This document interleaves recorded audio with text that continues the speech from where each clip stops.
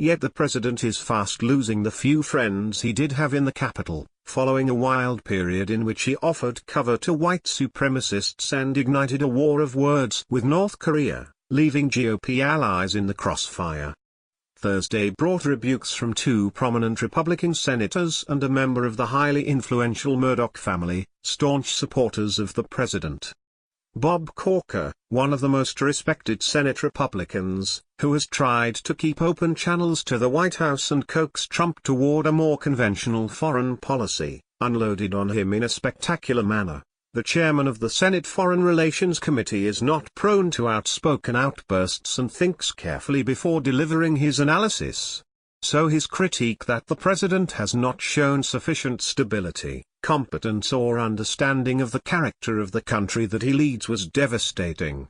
Scott, the only black Republican senator, suggested that Trump had squandered the moral authority of his office, a critical commodity vital in binding the nation together in a time of crisis or national tragedy that also helps to sustain the power of any presidency. "I can't even believe I have to write this. Standing up to Nazis is essential.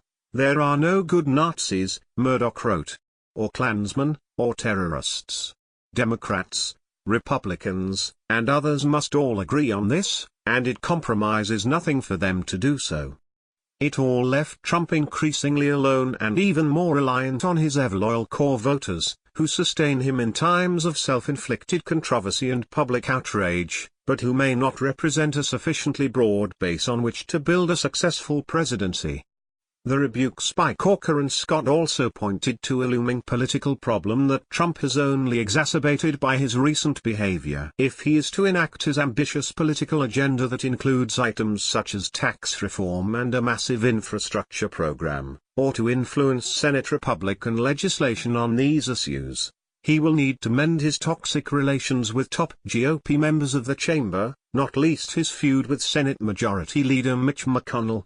Every lawmaker is acutely conscious of the political pressures that weigh on them in their districts and states.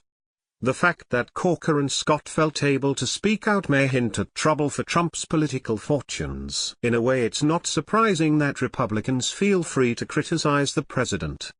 His presidency has been in crisis from almost its first day. His approval ratings are the lowest of any modern president at an equivalent stage, and his campaign is facing a special counsel probe into allegations of collusion with a foreign espionage service. Only the resilient economy that continues to pump out good job numbers may be preventing a complete free fall. The implications of Corker's remarks Thursday are staggering. Taken to their logical conclusion, the remarks, from the lips of a friend, suggest that the president is simply not fit for office. The president has not yet been able to demonstrate the stability nor some of the competence that he needs to demonstrate in order to be successful, Corker said, according to a video posted by local news website Nooga.com. The Scott and Corker critiques fit into a trend that is seeing Trump's circle of influence and political relationships shrink as his White House slips further into self-imposed isolation and crisis.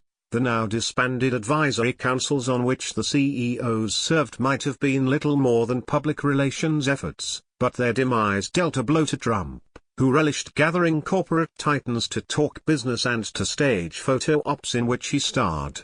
In many ways, after a largely unproductive first 7 months in office, Trump is again becoming what he has always been, an outsider. This week, Trump, having failed to lure a big hitter to the West Wing, named Hope Hicks, one of his most loyal aides, as interim communications director. In another sign of his insularity, the president, even when he leaves the White House, rarely spends time outside his comfort zone in Trump-branded properties. He has spent extended time at his resort at Mar-a-Lago in Florida and Bedminster in New Jersey. If he goes out in Washington, it's usually to the Trump Hotel on Pennsylvania Avenue. If he's in the White House at weekends, he usually flees to his golf course on the banks of the Potomac in Virginia. Testing the limits of an unorthodox strategy, Trump's narrowing political horizons are also reflected in his political strategy. In many ways, his unrestrained, unpredictable behavior of the last week recalls the persona that made him so popular with disaffected heartland voters. By picking political fights on the status of Confederate monuments amid the fallout of his interventions on Charlottesville, he is raising issues that are important to a certain section of the conservative, Republican base. Next week, the president will return to the embrace of his adoring core voters, at what is expected to be a raucous rally in Arizona. His pitch is sure to position him as the anti-establishment champion of voters who revile Washington. So while the defections by senators like Corker and Scott are damaging to his hopes of getting things done, they actually offer a measure of validation in a different political context. Many accounts of Trump's life and career stress that the president has never been the kind of person who cultivates vast networks of close political friendships. And he gives the impression that the only people who are not expendable to him are those in his family inner circle. Right from the start of his rise as a brash, young, real estate up-and-comer from Queens, Trump was spurned by New York elites and seen as a brazen self-publicist. He was never part of the corporate crowd he courted as president.